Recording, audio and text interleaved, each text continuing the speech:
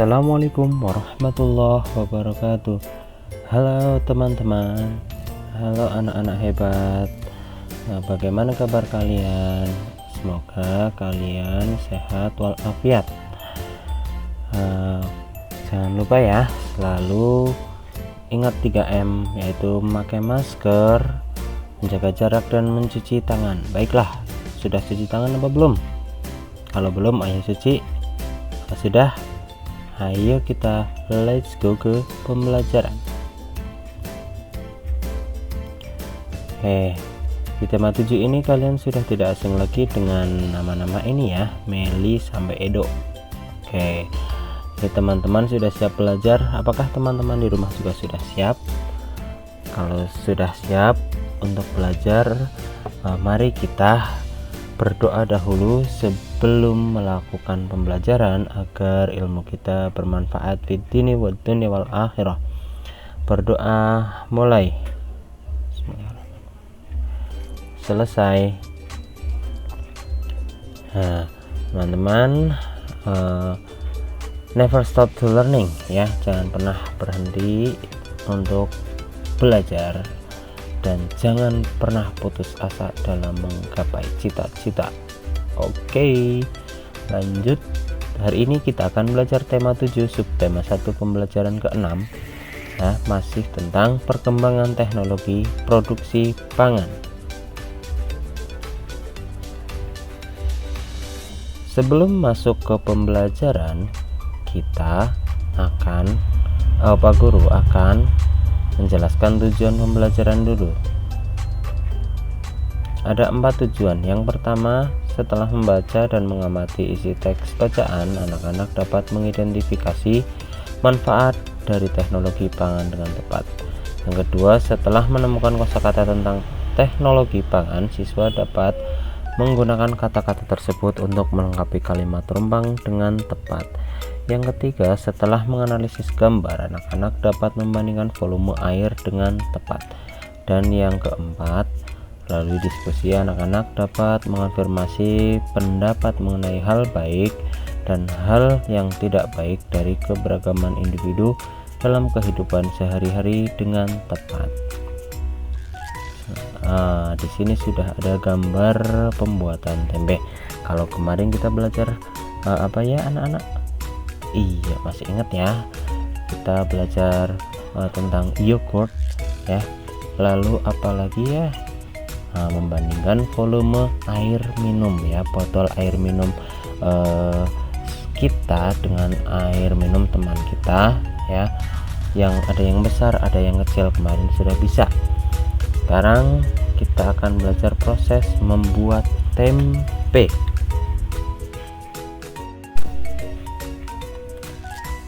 Di sini ada Udin, Beni, Dayu, Lani, Siti, dan Edo ingin belajar membuat tempe. Di sekitar tempat tinggal mereka itu ada tempat pengolahan tempe. Anak-anak, sebelumnya mereka telah membaca beberapa informasi tentang pembuatan tempe.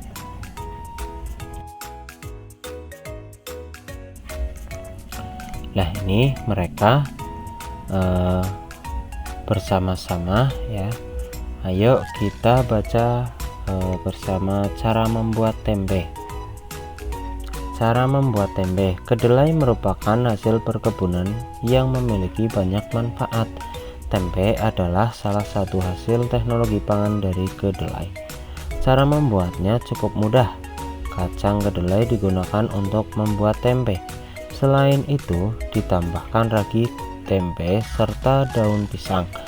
Pertama, kacang kedelai dicuci hingga bersih, kemudian direndam selama 12-18 hari.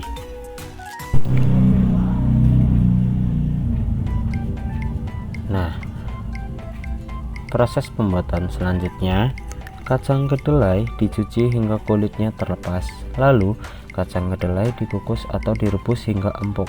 Kacang kedelai yang sudah empuk diangkat dan ditiriskan. Ragi tempe dapat ditaburkan jika suhunya telah berubah menjadi hangat. Kacang kedelai dapat dikonsumsi dalam bentuk yang baru, yaitu tempe. Melalui teknologi pangan, bermanfaat agar kedelai dapat dinikmati sebagai jenis makanan baru. Zat gizi pada tempe dapat memperbaiki sel tubuh yang telah rusak. Nah, setelah membaca teks cara membuat tempe, ayo kita berpikir terus jawab pertanyaannya. Amati teks pada paragraf terakhir tadi ya. Apa manfaat teknologi pangan terhadap hasil panen kacang kedelai? Uraikan di bawah ini. Ayo Pak Guru bantu di sini. Teknologi pangan bermanfaat agar kedelai dapat dinikmati sebagai jenis makanan yang baru. Tapi kalimat di bawah ini, gunakan kata-kata dalam kotak untuk membantu kalian. Nah, ini kotak-kotak ini ya. Ada kata-kata konsumsi kedelai, teknologi proses suhu. Kita isi yuk paragraf rumpang ini. Paragraf rumpang itu paragraf yang ompong, masih belum lengkap. Yuk kita lengkapi dengan jawaban yang tepat. Tempe merupakan salah satu makanan yang diolah melalui apa? Teknologi. Betul sekali ya, melalui teknologi pangan. Bahan utamanya adalah kacang apa tadi namanya? Kacang kedelai dan ragi tempe. Ragi tempe berguna dalam titik-titik perubahan. Nah, dalam proses perubahan dari kacang kedelai menjadi tempe. Ragi tempe ditaburkan di atas kacang kedelai saat titik-titik. Suhu ya, suhu kacang kedelai rebus telah turun menjadi hangat. Setelah 1 atau 2 hari, kedelai akan berubah menjadi tempe. Titik-titik yang tepat atau yang belum diisi adalah kata konsumsi. Konsumsi tempe akan membuat sel-sel dalam tubuh kita menjadi sehat lagi. Nah, ayo kita amati, mereka sedang membuat tempe ya, praktek membuat tempe. Siti, Dayu, Lani, Udin, Edo, dan Beni ikut serta membuat tempe. Wih, asik ya membuat tempe. Mereka bekerja sama menyiapkan proses pembuatan tempe. Udin dan Edo menyiapkan kompor dan panci. Dayu mencuci kacang kedelai dibantu oleh Lani. Siti dan Beni bertugas merebus kacang kedelai. Siti harus mengisi panci dengan air. Panci yang tersedia berukuran besar. Gelas untuk menuang air berukuran kecil. Jadi Siti menghitung banyaknya gelas berisi air agar panci terisi sampai penuh. Nah, ini pancinya besar, gelasnya kecil, maka butuh banyak gelas untuk mengisikan air di dalam panci ya. Satu panci terisi penuh air setelah dituang 9 gelas satuan ya. Ada 1, 2, 3 sampai 9 ya, 9 gelas satuan. Artinya volume satu buah panci setara dengan 9 gelas satuan. Volume itu isi ya, jangan salah. Volume itu adalah isi. Nah, sekarang coba, tadi Lani kan sudah menuangkan air ke dalam dari gelas ke panci. Setelah dipraktekkan, ini kita ada sebuah soal. Mari kita pecahkan bersama-sama jawabannya. Jika air di gelas dituangkan ke dalam panci, lingkari volume air yang lebih banyak. Oke, gambar 1 ada 3 gelas ya. Gambar 2 ada 10 gelas, gambar ketiga ada 2 gelas, gambar keempat ada 6 gelas, dan gambar kelima ada 1 gelas. Menurut kalian manakah volume air yang paling banyak ya? Tentunya yang air di dalam gelasnya itu berjumlah banyak. Nah, yang paling banyak gelasnya yang mana yang berisi air? Nah, ini ya, kita pilih, maka kita harus lingkar. Jawabannya adalah gambar nomor 2, berisikan 10 gelas. Kalau paling sedikit kita pilih yang gambar terakhir, 1 gelas saja ya, maka air di dalam pancinya juga sedikit. Selanjutnya, nah di sini ya, Siti dan teman-temannya ini akan membuat tempe, akan mengolah tempe yang sudah jadi ya. Tadi kan membuat tempe, setelah jadi ini akan dimasak. Nah, Siti ingin membuat tempe balado karena Siti suka pedas. Edo ingin membuat semur tempe karena Edo suka rasa manis. Lani ingin membuat tempe asam manis karena Lani suka rasa asam dari saus tomat. Beni, Dayu, dan Udin lebih suka tempe yang digoreng, rasanya asin dan gurih. Nah, Siti memaksa ingin membuat tempe balado. Demikian pula Edo tetap bertahan ingin membuat semur tempe. Karena tidak ada yang mau mengalah, hampir saja tempe tidak diolah. Sayang sekali. Keinginan setiap orang berbeda-beda. Jika setiap orang memaksakan kehendak, akan terjadi pertengkaran. Akhirnya Siti dan kawan-kawan berdiskusi untuk menentukan jenis masakan yang akan dibuat. Siti tidak ingin memaksakan kehendak.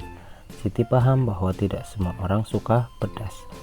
Kemudian Siti memiliki tenggang rasa terhadap teman-temannya. Begitu pula Edo dan Lani, mereka tidak ingin memaksakan keinginan pribadi. Dari hasil diskusi, semua sepakat untuk membuat tempe mendoan, makanan khas Purwokerto. Tempe mendoan. Perbedaan sifat dan kebiasaan dapat menimbulkan pertengkaran jika tidak ada yang mau mengalah. Sikap itu tentu saja tidak baik. Perbedaan sifat dan kebiasaan tidak akan menjadi masalah jika bertoleransi terhadap sifat dan kebiasaan orang lain. Tenggang rasa adalah sikap mau memahami keadaan orang lain. Nih, dari hasil diskusi ya, kita mendapati sifat dan kebiasaan yang muncul pada setiap orang tentunya berbeda-beda ya. Nah, di sini ada muncul sikap tenggang rasa, tidak mau bersatu.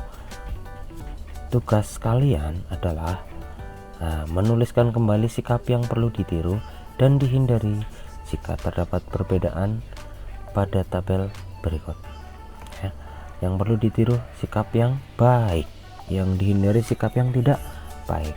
Tuliskan saja sikap yang baik dari 10 sikap tadi ya yang muncul, yaitu sikap yang baik muncul sikap tenggang rasa, memahami perasaan orang lain, saling melengkapi satu sama lain, menghargai perbedaan, dan memperkaya wawasan.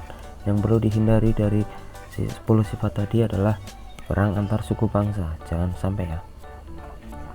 Berbeda pendapat, memicu pertengkaran, memaksakan kehendak, dan tidak mau bersatu. Kalau tidak bersatu, maka seperti pepatah, bersatu kita teguh, bercerai kita runtuh ya. Kalau bersatu kita kuat, kalau bercerai-berai kita akan hancur ya. Oke, masuk kepada kesimpulan. Nah, apakah kesimpulan pelajaran hari ini? Ini kesimpulannya, teknologi pangan bermanfaat agar kedelai dapat dinikmati sebagai jenis makanan baru ya. Teknologi pangan itu ya untuk mengolah makanan ya dari bahan menjadi makanan yang sudah jadi. Contohnya kedelai dibuat jadi tempe, di kedelai dibuat jadi tahu, jadi kecap, jadi tauco dan lain sebagainya. Yang kedua, membandingkan volume air dengan menyetarakan kapasitas satu panci dengan gelas satuan. Yang ketiga, hal yang perlu ditiru itu dampak positif, dan hal yang harus dihindari dampak negatif dari keberagaman karakteristik individu. Ingat, yang ditiru yang baik, yang harus dihindari yang tidak baik. Oke, demikian pelajaran hari ini. Alhamdulillahirobbilalamin, telah selesai.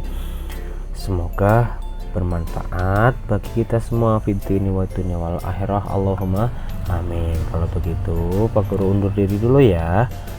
Oke, selamat semoga berjumpa kembali di kesempatan selanjutnya. Untuk menutup pelajaran hari ini, Pak Guru ucapkan matur nuwun, terima kasih. Thank you. Arigato. Hai. Assalamualaikum warahmatullahi wabarakatuh. Sampai jumpa lagi. Jaga kesehatan. Dadah.